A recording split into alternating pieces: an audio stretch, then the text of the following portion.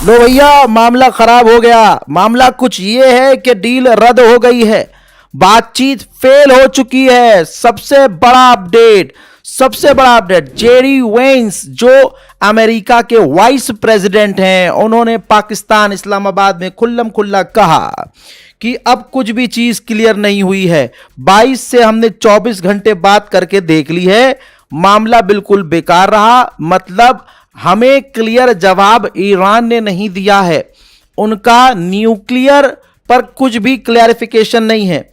वो साफ नहीं कह रहे हैं कि वो न्यूक्लियर नहीं बनाएंगे। अब हम एक बहुत सिंपल सा प्रपोजल छोड़ के जा रहे हैं और अब हम ये देखेंगे कि वो मानते हैं कि नहीं। इसका सीधा मतलब यह है दोस्तों कि ईरान किसी भी शर्त को अमेरिका की नहीं माना है। अमेरिका पर सीधा इल्जाम ईरान ने यह लगाया है कि ये जबरदस्ती की चीजें हम पर थोप रहे थे। जो डील हमारे लिए मुश्किल थी उसमें ऐसी ये बात कह रहे थे, जो बातें हमारे लिए मानना नामुमकिन है वैसी ये बातें कर रहे थे। लीजिए, विदेश मंत्रालय ने बड़ी बात कही है ईरान के विदेश मंत्रालय ने कहा कि लंबे समय तक बात हुई, दो चीजों पर बात अटक गई। दोस्तों, मैं रात को अपडेट दे चुका हूं, स्ट्रेट ऑफ हॉर्मुज पर लालची अमेरिका अटक गया और भिखारी अमेरिका ने शर्त रखी, स्ट्रेट ऑफ हॉर्मुज हम दोनों चलाएंगे, ईरान और अमेरिका। ईरान का कहना यह था कि स्ट्रेट ऑफ हॉर्मुज में अमेरिका का कोई रोल नहीं है। तो पहली बात यहां पर फंसी। दूसरी बात न्यूक्लियर पे फंस गई।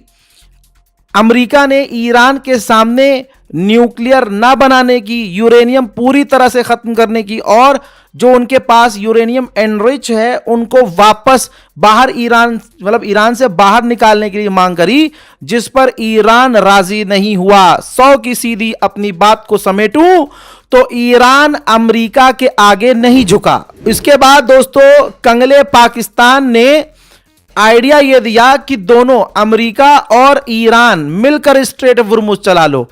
यानी जो बात अमेरिका ने बोली वही अमेरिका के पालतू शहबाज शरीफ ने बोली।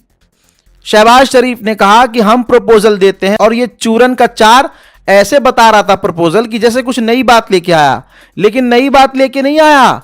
जो अमेरिका ने रखी बात वही कॉपी पेस्ट कर दी इसने और कह दिया स्ट्रेट ऑफ हॉर्मुज ईरान और अमेरिका मिलकर चलाएं। उधर मेरे दोस्तों इजराइल और अमेरिका की बात का जवाब देते हुए चाइना ने सफाई दी है कि हमने ईरान को कोई भी हथियार नहीं दिए हैं। अब आपको एक और जानकारी देता जाऊं भैया, जब से जंग शुरू हुई है 42-43 दिन से, है ना, तब से अब तक स्ट्रेट ऑफ हॉर्मुज से सिर्फ 100 वेसल्स ही क्रॉस किए हैं, 100 जहाज ही निकले हैं। अमेरिका पूरे समय तक झूठ बोलता रहा और सच्चाई यह है कि आज ईरान अमेरिका की शर्तों के आगे नहीं झुका। बातचीत के कमरे में अमेरिकियों का इरादा वो रियायतें हासिल करना था दोस्तों, जो वो युद्ध के दौरान, जंग के दौरान हासिल नहीं कर पाए थे, जिसमें स्ट्रेट ऑफ हॉर्मुज और देश से न्यूक्लियर मटेरियल हटाने के बड़े मुद्दे शामिल थे। लेकिन ईरानी डेलीगेशन ने ऐसा होने नहीं दिया। यह ईरान की तस्नीम न्यूज एजेंसी ने खुद कंफर्म किया है कि ईरान की डेलीगेशन ने कोई भी बात अमेरिका की नहीं मानी। साथ ही जेडी वेंस ने कह दिया कि सीधी बात यह है कि हमें यह पक्का वादा चाहिए कि वो न्यूक्लियर हथियार नहीं बनाएंगे और वो ऐसे तरीके नहीं अपनाएंगे जिससे वो जल्दी न्यूक्लियर हथियार बना सकें।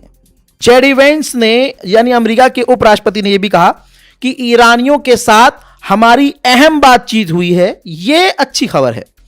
लेकिन बुरी खबर यह है कि हम किसी भी समझौते, डील, एग्रीमेंट पर नहीं पहुंचे हैं और मुझे लगता है यह अमेरिका से ज्यादा ईरान के लिए बुरी खबर है। हज़रात, यह साफ इशारा है कि जंग दोबारा से शुरू होगी। हज़रात, ब्रेकिंग न्यूज में इतना ही, जल्दी से शेयर कीजिए। जय हिंद।